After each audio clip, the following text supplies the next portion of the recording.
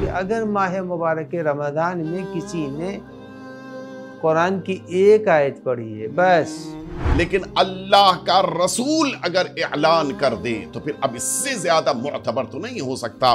دیکھیے یہ جو بات ہے یہ واقعی شیعہ کون تھے؟ جناب ابراہیم۔ پروردگار عالم نے جناب آدم کو جو حکم دیا تھا وہ یہ دنیا نہیں تھی۔ یہ اخلاق ہونا چاہیے ان افراد کے اندر بھی کہ جو آج ہمارے آقا اور مولا کے لیے خوشیاں منعقد کر رہی ہیں۔